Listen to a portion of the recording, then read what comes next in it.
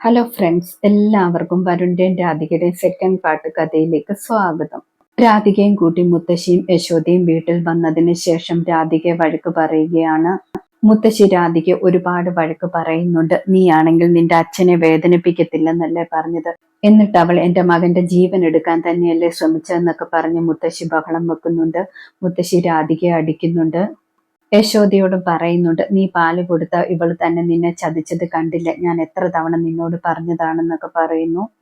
രാധിക കാരണം കുടുംബത്തിന് അപമാനമുണ്ടാകാൻ പോവുകയാണെന്നും പ്രിയങ്കയുടെ ജീവിതം തകർക്കാൻ ശ്രമിക്കുകയൊക്കെ പറഞ്ഞിട്ട് രാധികയെ ഒരുപാട് കുറ്റപ്പെടുത്തുന്നുണ്ട്. രാധിക യശോദയുടെ അടുത്ത് കരഞ്ഞുകൊണ്ട് ചെല്ലുന്നുണ്ട്. യശോദ അപ്പോൾ രാധികയോട് ദേഷ്യപ്പെടുന്നുണ്ട്. നീ എൻ്റെ അടുത്ത് വരണ്ട, നീ എനിക്ക് കളങ്കമാണ് ഉണ്ടാക്കിയതെന്നൊക്കെ പറയുന്നു.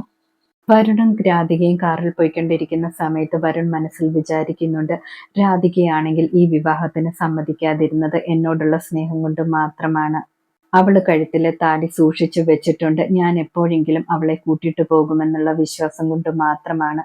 അവൾക്ക് എന്നോട് നല്ല സ്നേഹമുണ്ടെന്നൊക്കെ വിചാരിക്കുന്നു. പ്രിയങ്ക വരുണിനോട് പറയുന്നുണ്ട്, എന്റെ ചേച്ചി ചെയ്തത് ശരിയായിട്ടില്ല. എന്തായാലും ഇനിയും തൊട്ട് വരുൺ എന്റെ ചേച്ചിയുടെ അടുത്ത് പോകാനും പാടില്ല, സംസാരിക്കാനും പാടില്ല എന്നൊക്കെ പറയുന്നു. അവരനപ്പോൾ പറയുന്നുണ്ട്, എന്റെ കാര്യങ്ങൾ തീരുമാനിക്കുന്നത് നീയല്ലെന്നൊക്കെ. നമ്മൾ രണ്ടുപേരും തമ്മിൽ ഒരുമിച്ച് ഒരു ജീവിതവുമില്ല, പിന്നെ നീ എന്റെ കാര്യത്തിൽ ഇടപെടണ്ടെന്നൊക്കെ പറയാണ്. എന്തായാലും നീ കാണിച്ചതുപോലെ ഒരു തെറ്റും വേറൊരു പെണ്ണും കാണിച്ചിട്ടുണ്ടാകില്ല. കല്യാണത്തിന് താലി കെട്ടിയ പെണ്ണിനെ മാറ്റി ആ സ്ഥാനത്തേക്ക് വേറൊരുത്തിയായിട്ട് വന്നവളാണ്. അത്രയും തെറ്റൊരുത്തിയും കാണിച്ചിട്ടില്ലെന്നൊക്കെ പറയുന്നു. അതുകൊണ്ട് മറ്റുള്ളവരെ തെറ്റൊന്നും ചൂണ്ടിക്കാണിക്കാൻ നിൽക്കണ്ടെന്നൊക്കെ വരുൺ പറയുന്നുണ്ട്. പ്രിയങ്ക വരുണിനോട് പറയുന്നുണ്ട്, ചേച്ചി അമ്പലത്തിൽ വെച്ച് ഇങ്ങനെയൊക്കെ പറയാൻ കാരണം എന്തെങ്കിലും പറഞ്ഞു കൊടുത്തിട്ടാണോ എന്നൊക്കെ. എന്തായാലും ഇനി ചേച്ചിയെ കാണാനോ എന്റെ വീട്ടിലേക്കോ വരുൺ പോകാൻ പാടില്ല എന്നൊക്കെ പറയുന്നു. വരുൺ അപ്പോൾ പറയുന്നുണ്ട്, എന്റെ കാര്യം നീയല്ല തീരുമാനിക്കുന്നത്, എനിക്കിഷ്ടമുള്ളത് ചെയ്യുമെന്നൊക്കെ പറഞ്ഞ് വരുണും ദേഷ്യപ്പെടുന്നുണ്ട്. പ്രിയങ്ക അപ്പോൾ മനസ്സിൽ വിചാരിക്കുന്നുണ്ട്, ഇതിങ്ങനെ വിട്ടാൽ പറ്റത്തില്ല, നീ എന്ത് കാര്യമുണ്ടെങ്കിലും വീട്ടുകാരെ മുന്നിൽ വെച്ചേ സംസാരിക്കാവൂ എന്നൊക്കെ വിചാരിക്കുകയാണ്. വിഷമിച്ചിരിക്കുന്ന തിരുമേനിയുടെ അടുത്തേക്ക് രാധിക ചെല്ലുന്നുണ്ട്. രാധിക കരഞ്ഞുകൊണ്ട് പറയുകയാണ്, അച്ഛൻ എന്നെ വെറുത്തുപോയോ, എന്നെ ശപിക്കുന്നുണ്ടോ എന്നൊക്കെ ചോദിക്കുന്നു. തിരുമേനി പറയുന്നുണ്ട്, ഞാൻ നിന്നെ പ്രിയങ്കയെക്കാട്ടിൽ കൂടുതൽ ഒരുപാട് സ്നേഹിച്ചതാണ്, അതുകൊണ്ട് എനിക്ക് നിന്നോട് അങ്ങനെയൊന്നും പെരുമാറാൻ പറ്റത്തില്ല എന്നൊക്കെ പറയുന്നു. രാധിക പറയുന്നുണ്ട്, ഒരു പെൺകുട്ടിക്ക് വിവാഹം കഴിച്ചാൽ മാത്രമേ ജീവിക്കാൻ പറ്റത്തുള്ളൂ, ഒറ്റയ്ക്ക് ജീവിക്കാൻ പറ്റത്തില്ലേ, ഭഗവാനെ ധ്യാനിച്ച് ജീവിക്കാൻ പറ്റത്തില്ലേ, അച്ഛൻ അതുപോലത്തെ കഥകൾ എനിക്ക് ഒത്തിരി പറഞ്ഞു തന്നിട്ടില്ലേ, ഞാനും അതുപോലെ ഇവിടെ ജീവിച്ചോളാം, എനിക്ക് എൻ്റെ അച്ഛനെയും അമ്മയും വിട്ടിട്ട് എങ്ങും പോകണ്ട എന്നൊക്കെ പറഞ്ഞ് രാധിക കരയുകയാണ്. തിരുമേനി അപ്പോൾ പറയുന്നുണ്ട്, ഞാൻ പറഞ്ഞു തന്ന പാഠങ്ങൾ തന്നെ എനിക്ക് വിനയായി മാറിയോ എന്നൊക്കെ. നാളെ ക്ഷേത്രത്തിൽ ദേവപ്രശ്നം വെക്കും, എല്ലാവരെയും മുന്നിൽ ഞാൻ തല കുനിച്ച് നിൽക്കേണ്ടി വരും, അങ്ങനത്തെ ഒരു സിറ്റുവേഷൻ ഇതുവരെയും ഉണ്ടായില്ലല്ലോ എന്നൊക്കെ പറഞ്ഞിട്ട് തിരുമേനി സങ്കടപ്പെടുകയാണ്. മോൾ എൻ്റെ അടുത്ത് നിന്നും പോകാൻ എന്നൊക്കെ പറയുന്നു. രാധിക അച്ഛന്റെ കാല് പിടിച്ച് കരഞ്ഞുകൊണ്ടിരിക്കുകയാണ്. ആ സമയത്ത് യശോദ അവിടേക്ക് വരുന്നുണ്ട്. രാധിക കരഞ്ഞുകൊണ്ട് അവിടെ നിന്നും പോകുന്നുണ്ട്. യശോദ തിരുമേനിയുടെ അടുത്ത് വന്നിരിക്കുന്നുണ്ട്. തിരുമേനി യശോദയോട് പറയുന്നുണ്ട്, നേരം വെളുക്കുമ്പോൾ എന്തൊക്കെ സംഭവിക്കുമെന്ന് എനിക്കറിയില്ല, പക്ഷെ എൻ്റെ മോളെ എനിക്ക് വെറുക്കാൻ പറ്റുന്നില്ല എന്നൊക്കെ പറയുന്നു. രാധിക കൃഷ്ണനോട് പോയി പ്രാർത്ഥിക്കുന്നുണ്ട്, എല്ലാം താങ്ങാനുള്ള ശക്തി അച്ഛന് കൊടുക്കണേ എന്നൊക്കെ പറഞ്ഞിട്ട്.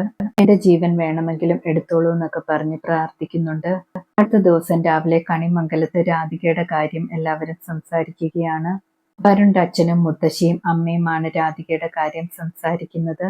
വരുണിന്റെ അമ്മ പറയുന്നുണ്ട്, ആ കുട്ടി അങ്ങനെയൊക്കെ പറഞ്ഞപ്പോൾ അമ്പലത്തിൽ ഭയങ്കര മണിമുഴക്കമായിരുന്നു, ഭയങ്കര ഒരു ദൈവത്തിന്റെ ശക്തി അവിടെ ഉണ്ടായിരുന്നു എന്നൊക്കെ പറയുന്നു. മുത്തശ്ശിയും അപ്പോൾ പറയുന്നുണ്ട്, അത് ശരിയാണ്, അവിടെ കാര്യത്തിൽ ദൈവം എന്തോ തീരുമാനിച്ചിട്ടുണ്ടെന്നൊക്കെ പറയുന്നു. വരുണിന്റെ അച്ഛൻ അപ്പോൾ പറയുന്നുണ്ട്, അവർ കുടുംബമായിട്ട് നന്നായിട്ട് ദൈവത്തെ പ്രാർത്ഥിക്കുന്നവരാണ്, അവരെ കുടുംബത്തിലെ കാര്യങ്ങളൊന്നും പറഞ്ഞ് നമ്മൾ അവരെ കുറ്റപ്പെടുത്താൻ പാടില്ല എന്നൊക്കെ പറയുന്നു.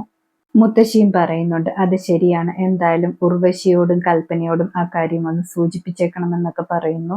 ശേഷം കാണിക്കുന്നത് പ്രിയങ്കയും വരുണിനെയുമാണ്. പ്രിയങ്ക വരുണിനോട് പ്രശ്നമുണ്ടാക്കുകയാണ്. പ്രിയങ്ക പറയുന്നുണ്ട്, ഒരു എഗ്രിമെന്റിന്റെ പേരിൽ ഞാനാണെങ്കിൽ നിങ്ങൾ പറയുന്നതെല്ലാം കേൾക്കണം, നിങ്ങൾ ഞാൻ പറയുന്നതൊന്നും കേൾക്കുന്നില്ലല്ലോ എന്നൊക്കെ പറയുന്നു. വരുൺ അപ്പോൾ പറയുന്നുണ്ട്, നമ്മൾ തമ്മിൽ പിരിയാനുള്ളവരാണ്, നീ പറയുന്നതൊന്നും ഞാൻ കേൾക്കില്ല എന്നൊക്കെ പറയാണ്. ഇവർ വഴക്ക് വെച്ചുകൊണ്ടിരിക്കുന്ന സമയത്ത് കൽപ്പന അവിടേക്ക് വരുന്നുണ്ടായിരുന്നു. കൽപ്പന റൂമിന്റെ വെളിയിൽ നിന്ന് ഇവർ സൗണ്ട് വെക്കുന്നതൊക്കെ കേൾക്കുന്നു.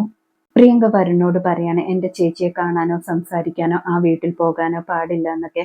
വരുൺ പറയുന്നുണ്ട്, എന്റെ ഇഷ്ടമാണ് അതൊക്കെ, ഞാൻ തീരുമാനിച്ചോളാം എന്നൊക്കെ പറയുന്നു. പ്രിയങ്ക പറയുന്നുണ്ട്, ഞാൻ എന്തായാലും നിങ്ങളുടെ ഭാര്യയാണ്, ഇപ്പോൾ ഈ റൂമിൽ നിന്ന് പോലും നിങ്ങൾ പോകാൻ പാടില്ല എന്ന് പറയുന്നു. വരുൺ അപ്പോൾ നീയാണോ തീരുമാനിക്കുന്നതെന്ന് പറഞ്ഞിട്ട് രണ്ടുപേരും പിടിവലി നടക്കുകയാണ്. ഇവരെ പിടിവലിയെല്ലാം ശ്രദ്ധിച്ചുകൊണ്ട് കൽപ്പനയും അവിടെ തന്നെ ഉണ്ടായിരുന്നു. ഇന്നത്തെ കഥ ഇതോടെ അവസാനിക്കുന്നു. കൂടുതൽ ഡീറ്റെയിൽസുമായി വീണ്ടും കാണാം. താങ്ക്